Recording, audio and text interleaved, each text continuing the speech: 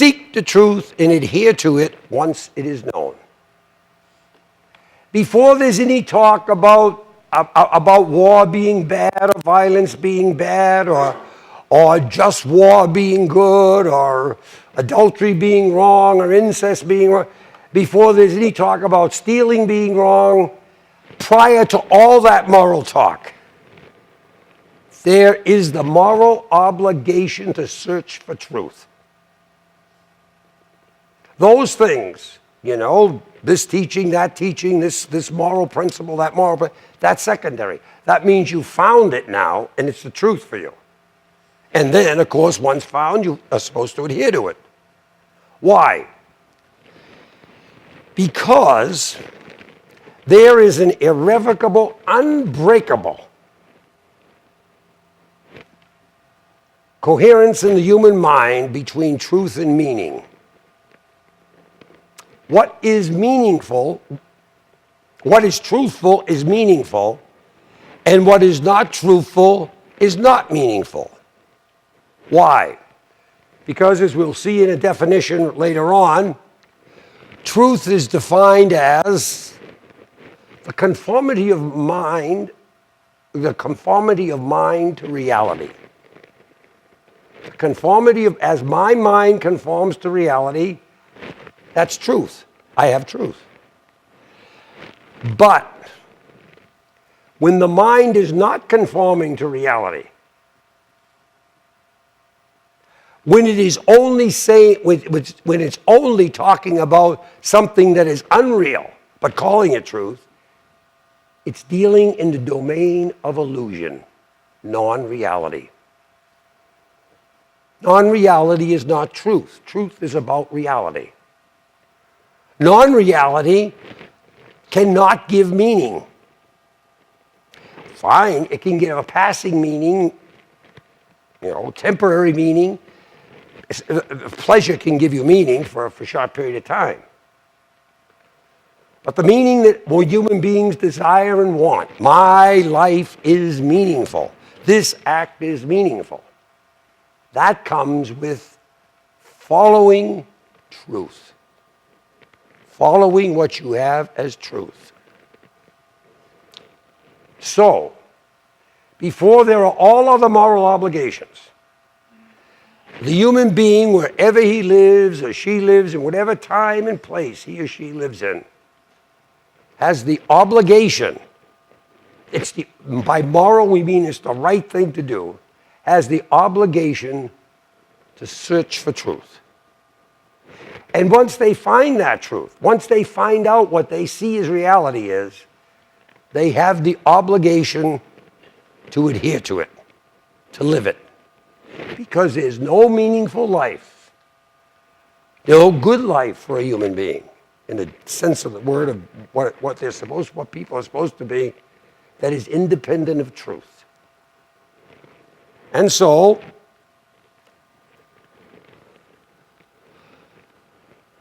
each of us has both the desire and the duty to know the truth of our destiny. The thirst for truth is so rooted in the human heart that to be obliged to ignore it would cast our existence into jeopardy. Now, jeopardy, John Paul II was a highly sophisticated philosopher and theologian. Jeopardy is a terrible philosophical, theological word. It's no fooling around. There's something about one's very existence that is thrown utterly out of kilt. Utterly out of kilt. If he or she intentionally ignores their search for truth or the truth. There's something about truth that is central to the meaning of existence, central to living a meaningful life, a good life, central to what God wants of us if we're Christian or theist. And to ignore that casts life into jeopardy. And so,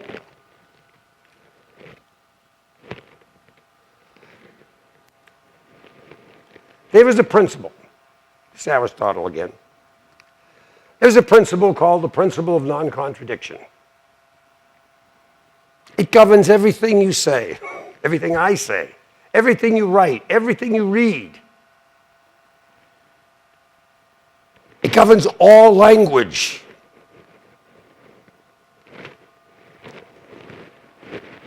Life would be chaos. There would be no communication without it. The principle of non-contradiction is between two logical and meaningful propositions, X and not X, there is no middle ground.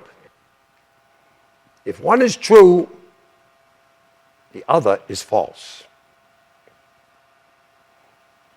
Between X and not X, there's no middle ground. If one is true, the other is false. One cannot have it both ways. One cannot say the earth is flat and the earth is oval. The sun goes around the earth goes around the sun. If one is true, the other is false. If the can of peas costs 35 cents, then it doesn't cost $2.35. If I were to ask you, how do I get back to Boston? Which way do I go? And you say go south. You're putting in my mind a non-reality. I'm going to use my time up in terms of illusion. But you cannot say going south is the same as going north. Those are contradictory things.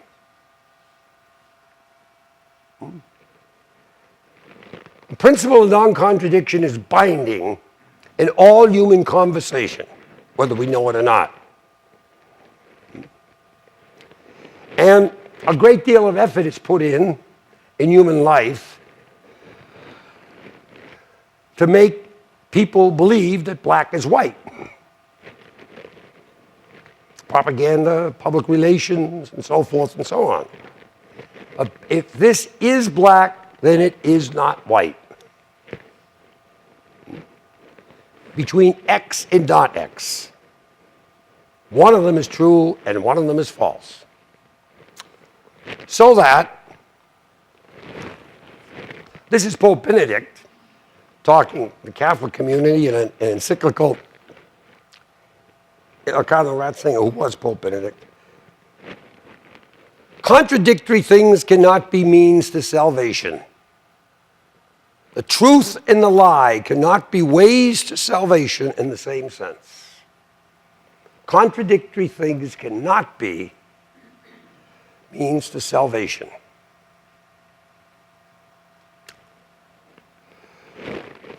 When he became Pope,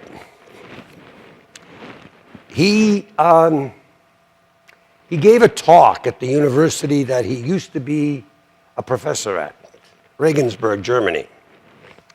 And the talk became famous because he started the talk out by quoting a passage from the writings of a Muslim, someone or another, in which the Patriarch of Constantinople said to the Muslim imam or something that everything that Muhammad has added to the Old Testament and New Testament is evil. And so that's the part that got the big play, and so forth and so on. But the talk is 11 pages long. And no one read the rest.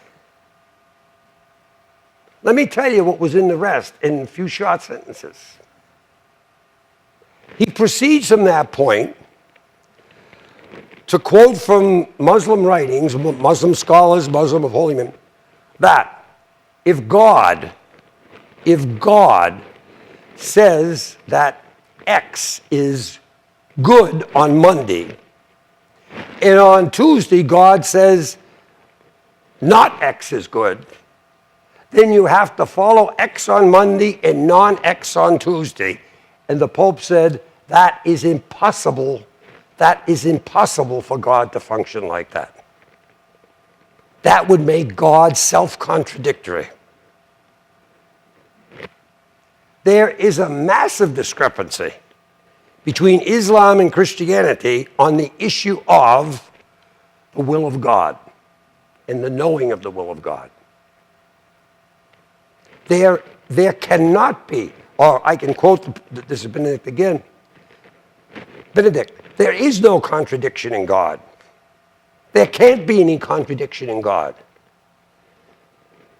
Because the second person of Blessed Trinity is the Logos. Logos is where we get our word logic. In the beginning was the Word.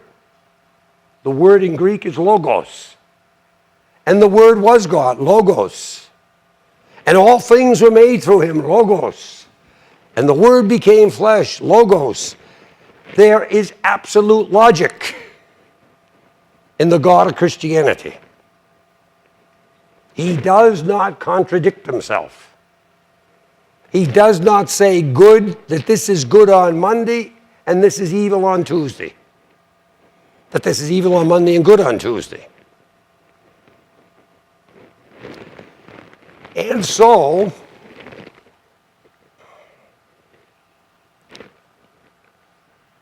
as I said, truth is the conformity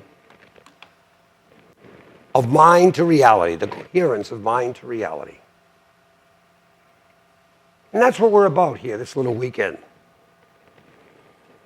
Remember the gospel of Jesus Christ is about God. And God is of infinite depth. There is no one moment where any of us can say, I got it. I got it. Mm-mm. As long as we're alive, we have our God-given gift to search for truth. We have our God-given moral obligation to search for it. And we have our God-given moral obligation to change our minds, to conform our actions to a new truth that we come across. But it has to be truth. It has to be truth for us. So that I thought that I just do this now with this whiteboard here. And it might be, we could use the lights now, yeah. Want everyone to be able to see. Okay? Everyone can see? Okay. So, suppose this circle. Suppose that circle represented all reality. Everything that there is and was and ever will be. Past, present, and future. Every atom, every molecule. Every galaxy. There's 100 billion of them out there. And every emotion, every event.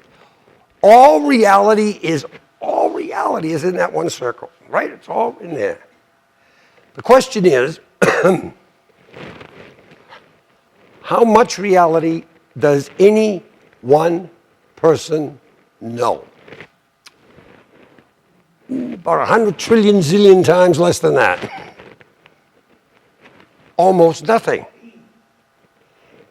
Now, if you listen to politicians, you listen to talk shows, you listen to talking heads on television, the guys in the bar room, everything's all fake. Figure they got about 85% squared away. Oh, there's a little bit here and there we still got to figure out, but here's how it works. And here's what we have to do to correct it. Nonsense. Nonsense. This has nothing to do with Christianity so far. Nothing we said has to, it's just common knowledge that goes back as far as we have a written record. Every society, or at least some people in every society, have figured out that we are born into a question mark, we live in a question mark, and we die into a question mark. Is that the human brain tells us that? You know, I always enjoy the second part of this, the second when he goes down. That's not the whole body. That's one little cell he's going into. And remember when he gets out to the farthest, 10 to the 24th, he says, this is what the universe is like, all empty space and so forth. Well, that's 1964. We know now that's not all empty space. That's all dark matter that makes up 98% of what you and I are, right in the cell. Everything else, it's not empty at all. It's full, and it's full of energy. But we didn't know it back in 64. New truth. Now, how much, as we say, how much of that does any one person, you know? Well, this would all be a really kind of interesting academic reflection. Something to pass time, you know? Except for two things in human existence.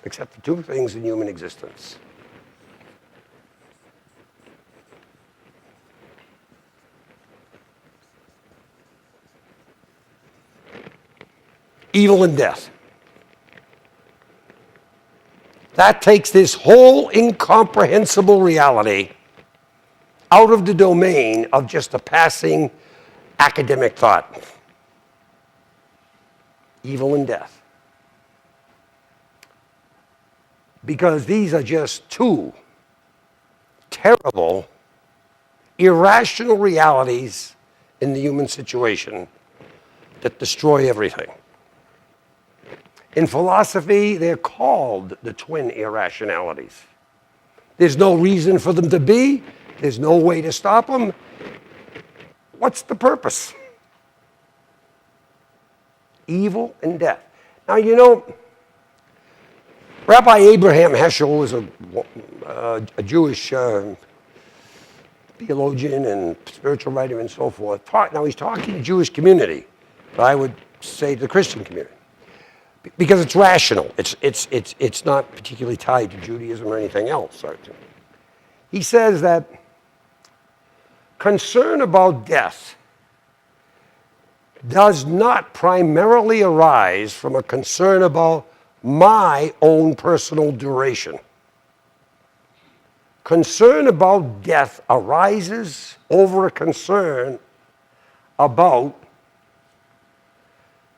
what happens to the loved ones who have gone before? What will happen to the loved ones I leave behind? The power of evil and death comes out of love. It's because love, when evil and death hit people we love, it's altogether different than when it's an ant or people we don't know. I can be reading the paper in the morning and I can read 500 people killed in a train wreck in India. I say, well, that's terrible, and go on to sports page. Or one woman raped every 19 seconds in the United States, and go on to the finance page. But let one of those people who were on that train wreck in India be someone that I love, a husband, a wife, a mother, a father, a child, or one of those people, one of the night who were raped, be of someone I loved, and life changes forever. It is evil and death. They take love and they turn them upside down and use them against you. Evil and death take their, it's when the loved one is destroyed by evil or death. When a loved one is maimed and killed by evil and death, that we feel what evil and death are. Or someone real close to, So we had that thing back last year, that the Boston bombing where a few people were killed and when it exploded, And it was all over the papers and all over Boston and so forth and so on, the pictures loving them. The tragedy, The tragedy. There was one little boy by the name of Martin, and only a few weeks before, he made his first communion And he had a sign, it's famous. He had a sign that a few weeks before. It said, peace, let's stop hurting each other. And he made it just a few weeks before. But we see it as one, but can you imagine what the parents of a 7-year-old that has his head blown off right next to them?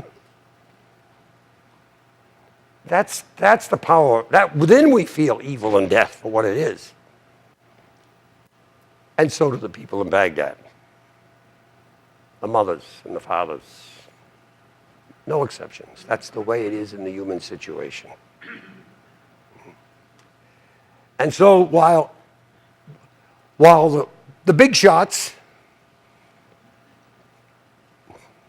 may be concerned about the body counts, you can never just destroy, maim, mutilate one person. When you destroy, you maim, and you mutilate any person, you destroy, maim, and mutilate the lives of all those that loved him or her, with no exceptions, because that's the way the human situation is constructed. The empathic relationship between the loved one and the loved. Okay? So but it's incomprehensible.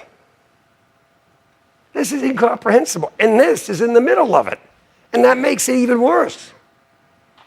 And it's not an academic game. And people have known this from the time of recorded history, which is about 5,000 years ago. They've known this. They've known it's there. And they've known. After examining it all, they can't figure out the first step to take in terms of these two things. What people universally do is this. Here's the little person down here. They go looking to see if perhaps the source of all this, the one that put it together, knows how it works.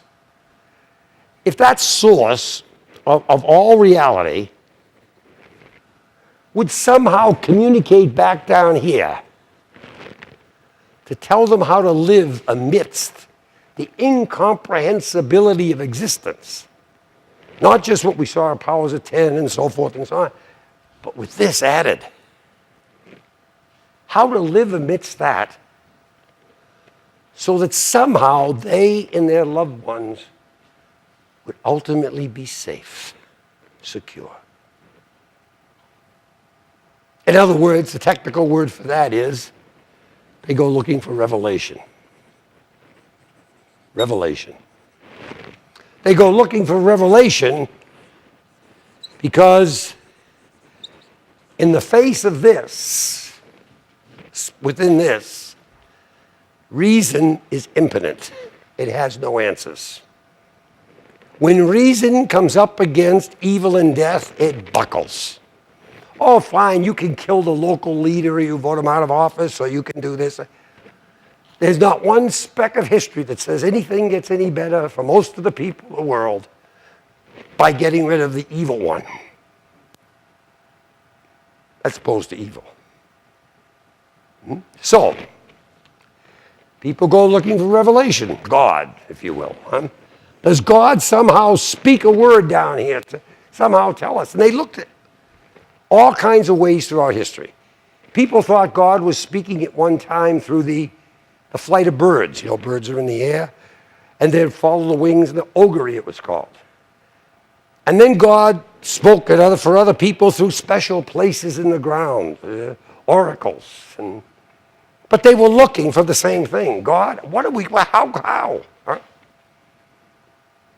Some people thought God sent specially anointed people to tell people how to live so they could get through this incomprehensibility and be safe for them and their loved ones.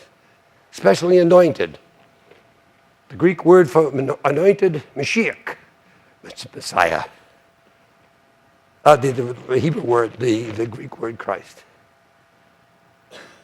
Jesus Christ is the specially anointed from God who comes to humanity to tell them how to live in the middle of this incomprehensible but furnace of reality, of evil and death, in a way that conquers it for them and their loved ones, indeed for everyone. How do I know that? Because that's what it says. Our word for communication is word. In the beginning was the Word. The Word was with God. The Word was God. And all things were made through him. And without him, nothing would have been made. He knows how it works. And the Word became flesh and dwelt amongst us and said, "This is the way to eternal life." The same Word that brought the universe into existence, that same Word spoke the Sermon on the Mount. The same Word. There can be no contradiction between the structure of the universe and what the Sermon on the Mount asks people to do. Because the Word is logos, logic. There is no contradiction in the Word. And therefore,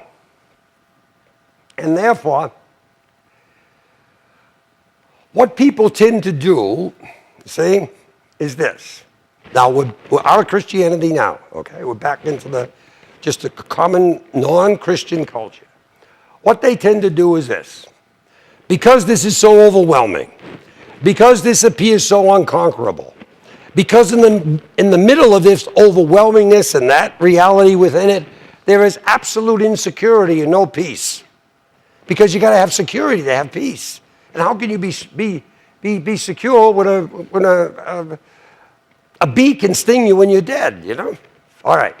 So what people tend to do is, this is too much. So they take their little view, which is basically 2x4 of the universe, and they make it the whole world. This becomes the world. Vive la France. Or whatever. And in this world, they set up their values and beliefs and so forth and so on. Why? In order to protect this world. Now, you know and I know, eventually, reality just crushes this world. It's nonsense. It's gone forever. That's gone. But for a while, it keeps people thinking they're in control. And so they create their own, and they set up values, attitudes, beliefs, and so forth in order to protect this world, to give it security. They get crushed. It goes like Samaria goes, they all go, you know? And they go. And their children go. Now, over here, of course, we have other little worlds set up, 2x4 worlds, different idea of things, but it is their world. They protect their world. And then this one, and these go in conflict. I mean, and this is what we have. We have God as the victor. The way you know you got the true God on your side is if he crushes this world, God is the victor. You live, they die. They live for a few more minutes. A couple more trips to Walmart or something. You live and God is the victor. And that proves your God is the God. That God is on your side. Well, of course, they all go, and the people in them go, and the children in them go, and in fact, they go faster than they would otherwise, and blah, blah, blah. But every one of these little worlds winds up with a God to support it. God is on our side, and they may be contradictory worlds, God is on their side. God is brought down to a little 2x4 God, placed in a little world this whole massive, incomprehensible reality, all goes out the window. This is God. And